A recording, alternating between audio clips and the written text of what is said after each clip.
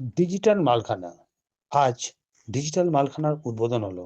সেই উদ্বোধনী অনুষ্ঠানে উপস্থিত ছিলেন এসপি ডায়মন্ড হারবার বিশপ সরকার, এসডিপিও মহেশতলা সৈয়দ রেজাউল কবির, আইসি তাপস সিনহা, এছাড়া আরো অনেক বিশিষ্ট ব্যক্তিরা উপস্থিত ছিলেন। তাদের বক্তব্য আপনাদের সামনে তুলে ধরছি।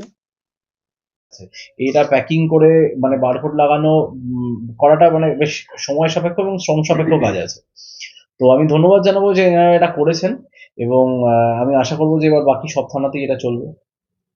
স্যার, এটা কি পুলিশ প্রশাসনের সুবিধার্থে ই মালখানা চালু? একদমই। তাহলে ডায়মন্ড কি প্রথম ই মালখানা? না, এটা দ্বিতীয়, প্রথম হয়েছে মগরাহাটে। ঠিক আছে।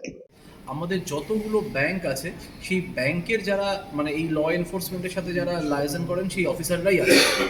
মানে ধরুন একটা পার্টিকুলার ব্যাংকের একটা অ্যাকাউন্টে টাকাটা ঢুকলো, সে টাকাটা তো অটোমেটিক্যালি ব্লক হবে না, মানে সেই ব্লকটা কিন্তু ব্যাংকের যিনি এনসিসিআরপির সাথে টাচে আছেন তিনিই করছেন। ফলে এনারা কিন্তু অলরেডি ওয়াকিবহাল আছেন এটা সম্বন্ধে। এই ব্যাপারটা আমাদের প্রথম হলো, কিন্তু একটা অভিযোগ আছে সাইন করার জন্য আপনাকে ফিজিক্যালি অন্তত যে প্লেস অফ অকারেন্স আছে সেখানে প্রেজেন্ট থাকতে হবে। এখানে তো তার কোনো ব্যাপার নেই, লোকজন থাকছে এক জায়গায়, ক্রাইম করছে আরেক জায়গায়। বলছি কি স্যার, ধরুন এই সাইবার ক্রাইম সম্বন্ধে গ্রামাঞ্চলে এখন অনেকে সতর্ক না।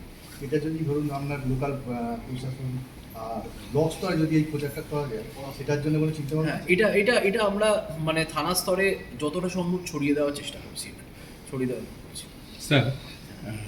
যারা ফেরত পাচ্ছে এটাও দেখতে হবে যে তারা কতটা পার্সেন্টেজ ফেরত পাচ্ছে।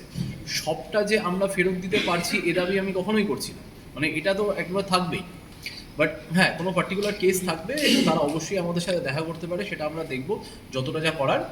বাট এটা তো ফ্যাক্ট আছে যে একটা পার্সেন্টেজ অফ টাকা আমরা ফেরত দিতে পারছি না, সেই টাকাটা সাইফন অফ হয়ে যাচ্ছে।